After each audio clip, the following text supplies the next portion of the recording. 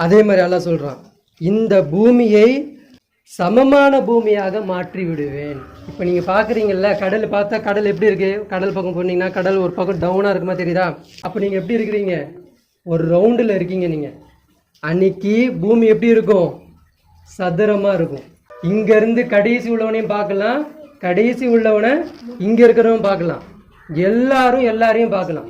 அல்லாஹ் அதுக்கப்புறம் சொல்கிறான், லா தரா ஃபீஹா ஐவஜம் வலா அம்தா அப்படின்றான். எந்த விதமான பள்ளமும் இருக்காது, எந்த விதமான மேடும் இருக்காது, எந்த விதமான ஆறு இருக்காது, எந்த விதமான நிழல்கள் இருக்காது, எந்த விதமான ஓடைகள் இருக்காது, எந்த விதமான மலைகள் இருக்காது, எதுவுமே இருக்காது. சரிசமமாக இந்த பூமியை நான் ஆக்கிடுவேன் அப்படின்றான். எங்கே? மாஷர் மைதானத்தில். அதுக்கப்புறம் எல்லாம் சொல்கிறான், உம்மிலத்தில் ஆர்லு வல் ஜிபால் ஃபதுக்கதா தக்கத்தம் வாஹிதா. நீங்கள் பார்க்கக்கூடிய மலைகளை மலக்குமார்கள் பிடுங்கி பூமியின் மீது அடிப்பார்கள். என்ன பண்ணுவாங்களா மலக்குமார்கள்? ஒவ்வொரு மலைகளை நீங்கள் பார்க்குறீங்க இல்லையா? இன்றைக்கி அரசாங்கம் என்ன பண்ணுது? அரசாங்கத்துடைய இடம் அப்படின்னு சொல்லிட்டு என்ன பண்ணுது? சாலைகளை அமைக்கிறேன், அதை அமைக்கிறேன்னு சொல்லிட்டு போயிட்டு என்ன பண்ணுறாங்க? பெரிய பெரிய மலைகளை உடைக்கிறாங்க. அங்கே யார் நிற்கிறாங்க தெரியுமா? அந்த மலையை பாதுகாக்கக்கூடியவர் யார் தெரியுமா? மலக்குமார்கள் நிற்கிறாங்க.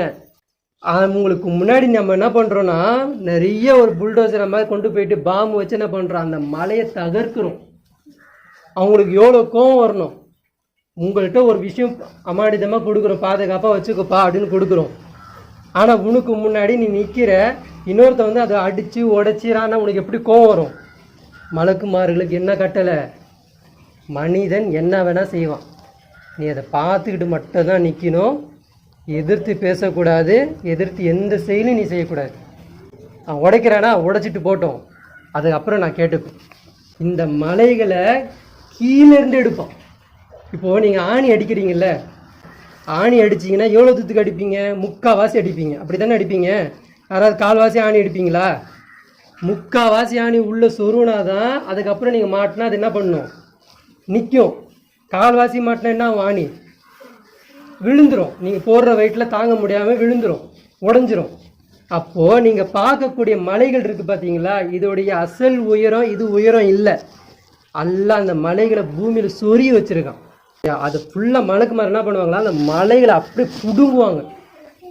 மேலே பார்க்குறதுக்கு எவ்வளோ ஹைட்டாக இருக்கும், அது பிடுங்கும்போது இன்னும் கீழே அதிகமாக நீளம் இருக்கும்.